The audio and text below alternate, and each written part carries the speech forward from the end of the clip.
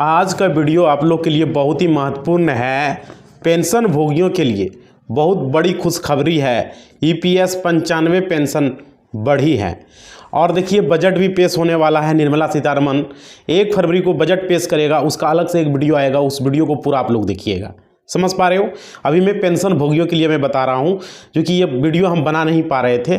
आज हम इस वीडियो को आप लोग के लिए फाइनली बना रहे हैं। देखिए इसमें क्या है, आज जो है आप लोगों को मैं बता दें, आप सभी पेंशन भोगियों को एक पेंशन में बढ़ोतरी के संबंध में एक प्रस्ताव केंद्र सरकार को भेजा गया है। भाई पेंशन भोगियों के लिए जिनको पेंशन मिलता है, अभी क्या है नहीं है, पूरा वीडियो देखोगे तब समझ में आएगा। बहुत बड़ी अपडेट है आप लोग के लिए। देखिए जिसमें इस बात को लेकर डिस्कस किया गया था, और क्या जितने भी ईपीएस 95 पेंशन के धारक हैं सभी लोगों के पेंशन में बड़ा बदलाव किया गया है, बड़ा चेंजेस किया गया है।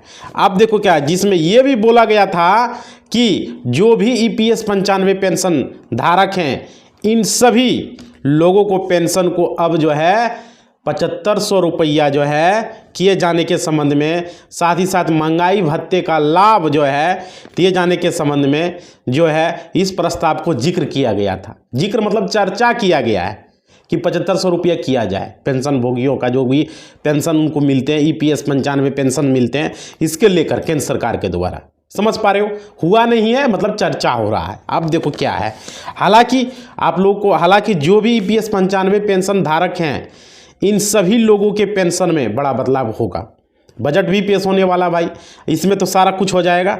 और साथ ही साथ आप सभी के पेंशन में काफ़ी बढ़ोतरी देखने को मिलेगा।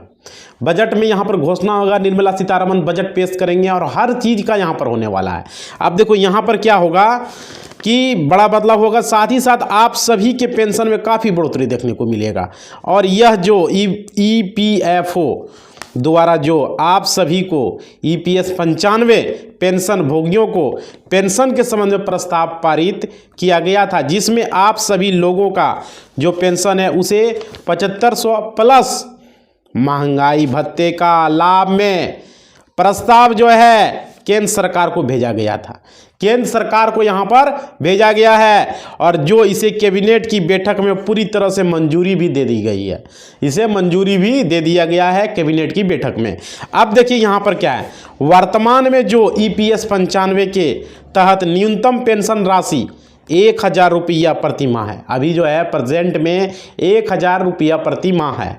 अब देखिए, लेकिन अब इसे बढ़ाकर 7500 रुपया प्रति माह करने की मांग की जा रही है, और यह वृद्धि पेंशन भोगियों के जीवन स्तर में सुधार ला सकती है और इन्हें जो है बेहतर वित्तीय सुरक्षा प्रदान कर सकते हैं। समझ पा रहे हो? और अब जो है इसे कैबिनेट की बैठक में पूरी तरह से मंजूरी कर दे दी गई है, पूरी तरह से इसको मान लिया गया है। समझ पा रहे हो? कैबिनेट के बैठक में। और ईपीएस 95 स्कीम है क्या? ईपीएस 95 स्कीम है क्या? आपके मन में ये घूम रहा होगा, तो वीडियो में बने रहो, अभी हम पूरा बताते हैं ईपीएस 95 स्कीम है क्या। देखिए ईपीएस 95 एक एम्प्लॉई पेंशन स्कीम है।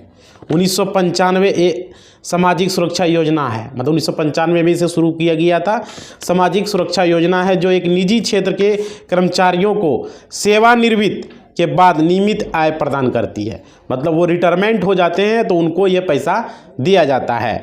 और क्या यह योजना ईपीएफओ, जिसको आप लोग पीएफ बोलते हो एक तरह से, एम्प्लॉई प्रोविडेंट फंड ऑर्गेनाइजेशन द्वारा संचालित की जाती है। मतलब समझ पा रहे हो?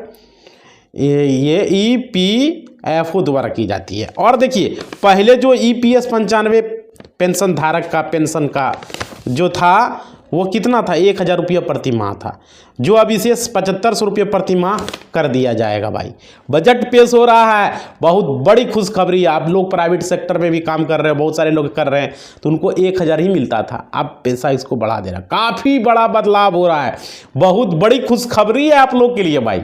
समझ पा रहे हो आप लोग? कोई ना कोई आपके घर में, आपका दादा, आपका चाचा, आपका पिता, आपका माता, आपका भाई, आपका बहन, आपका चचेरा भाई, कोई तो खटता होगा, तो उसको अब ये पेंशन का फ़ायदा मिलने वाला है। बहुत बड़ी बात है। अब देखो यहाँ पर क्या है, यह निजी क्षेत्र के कर्मचारियों को तो मिलेगा ही जो प्राइवेट सेक्टर्स में काम करते हैं, लेकिन इसके लिए पात्रता यह है कि कम से कम जो है 10 वर्ष की सेवा आप लोगों के द्वारा की जा चुकी है, मतलब 10 वर्ष का आप काम किए हो। और क्या यह जो पेंशन मिलेगा यह 58 वर्ष कंप्लीट होने के बाद आपको मिलेगा। 58 ईयर्स कंप्लीट कर लेंगे और आप लोगों को दिया जाता है भाई। कितना बड़ी बात है, 7500 रुपया। और देखिए पेंशन में जो है निम्नलिखित बदलाव किया गया है। क्या क्या बदलाव है, कुछ मेन पॉइंट को हम बता दे रहे हैं ताकि आप समझ पाएँ, क्योंकि बहुत सारा बदलाव है लेकिन मुख्य बिंदु पर चर्चा कर रहे हैं। न्यूनतम पेंशन में वृद्धि होगा। जो नया जो आपका पेंशन मिल रहा है भाई, पुराना पेंशन उसमें वृद्धि होगा, बढ़ेगा। और क्या, वर्तमान में 1000 रुपया मिल रहा है उसे 7500 रुपया करने का जो है विचार हो गया है, मंजूरी भी मिल चुका है। समझ पा रहे हो, आगे देखो। उसके बाद दूसरा पॉइंट है महंगाई भत्ता, जो कि डीए जिसको आप लोग बोलते हो। पेंशन के साथ नियमित डीए की मांग भी है, डीए का मांग भी किया गया है। समझ पा रहे हो। उसके बाद देखिए तीसरा पॉइंट जो है चिकित्सा का लाभ, जिसको कि आप लोग बोलते हो मेडिकल का बेनिफिट। तो इसमें पेंशन के साथ नियमित डीए तो होता ही, अब इसमें आपको पेंशन भोगियों को उसके जीवन साथियों के लिए मुफ्त चिकित्सा सुविधा, जीवन साथी मतलब आपके पत्नी को, आपके बच्चे को फ्री में मेडिकल की सुविधा मिलेगा। आप देखिए यहाँ पर ये तो हो गया।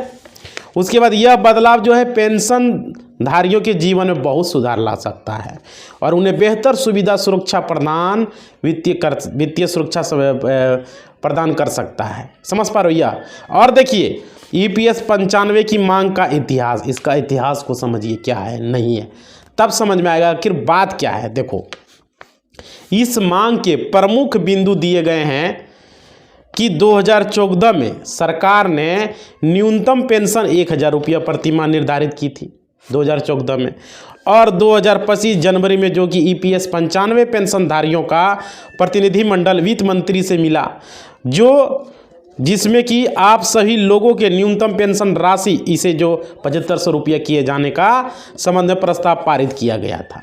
समझ पा रहे हो। तो ये हो गया। अब देखिए आगे पॉइंट को मैं आप लोग को बताता हूँ, आगे समझिए। सरकार ने EPS 95 पेंशन भोगियों की मांगों पर सकारात्मक रुख दिखाया और वित्तीय मंत्री निर्मला सीतारमण ने पेंशन भोगियों के प्रतिनिधिमंडल से मुलाकात की और उनकी मांगों को विचार करने का आश्वासन दिया। भाई यार आश्वासन ये पूरा होने जा रहा है, सबसे बड़ी बात है। EPS 95 पेंशन का कैलकुलेशन कैसे कैसे होती है इसके बारे में आप लोग को हम बताते हैं। देखिए EPS 95 के तहत पेंशन की गणना फार्मूले के आधार पर की जाती है। फार्मूला क्या है, मान लीजिए मासिक वेतन बराबर पेंशन योग वेतन गुने पेंशन योग सेवा, कितने वर्ष अब सेवा किए, बटे 70 से किया जाएगा। समझ पा रहे हो। ये आपका एक चीज़ समझ में आ गया। अब आगे समझिए। पेंशन योग सेवा जो है, यहाँ पर वेतन जो है पेंशन योग वेतन बराबर क्या होता है, अंतिम 60 महीने का औसत वेतन, उसके बाद अधिकतम 15,000 रुपये। ठीक है, अधिकतम 15,000 रुपये। और उसके बाद समझिए पेंशन योग सेवा बराबर क्या होगा, क्या होता है, EPS में योगदान किए गए कुल वर्ष, EPS में योगदान किए गए कुल वर्ष। उसके बाद देखिए EPS पेंशन का लाभ किसे मिलेगा, EPS 95 का लाभ किसे मिलेगा, तो वर्तमान पेंशन भोगियों जो पहले से ही EPS पेंशन के तहत पेंशन प्राप्त कर रहे हैं, ठीक है, उन्हें मिलेगा। उसके बाद भविष्य के पेंशन भोगियों को क्या होगा, जो अभी कार्यरत हैं और भविष्य में EPS पेंशन के तहत पेंशन प्राप्त करेंगे, जो अभी काम कर रहे हैं। आगे समझिए विधवाएं भी, उनको भी मिलेगा, विधवाएं और जो आश्रित हैं, मृत कर्मचारियों के परिवार के सदस्य जो पेंशन प्राप्त करते हैं। ठीक है। उसके बाद EPS पेंशन के लिए पात्रता क्या है, कम से कम 10 वर्ष की सेवा होना चाहिए। ठीक है, 58 वर्ष की आयु पूरी कर ली हो, 50 वर्ष की आयु के बाद मिलेगा। और देखिए इन सभी का जो है पेंशन का विकल्प बनेगा। ठीक है, उसके बाद तुरंत पेंशन का विकल्प तैयार हो जाएगा। अब देखिए EPS 95 का आर्थिक प्रभाव क्या है वो समझिए। पेंशन भोगियों के लिए क्रय शक्ति में वृद्धि होगा, ग्रामीण अर्थव्यवस्था में वृद्धि के बढ़ावा मिलेगा और सामाजिक सुरक्षा में वृद्धि होगा और EPFO पर वित्तीय दबाव जो है पड़ेगा। इसमें ये चीज़ होने वाला है भाई। तो ये पेंशन भोगी का जो हमने भी बताया कितना बड़ा बात है, इसमें आप लोगों का पेंशन बढ़ने वाला है।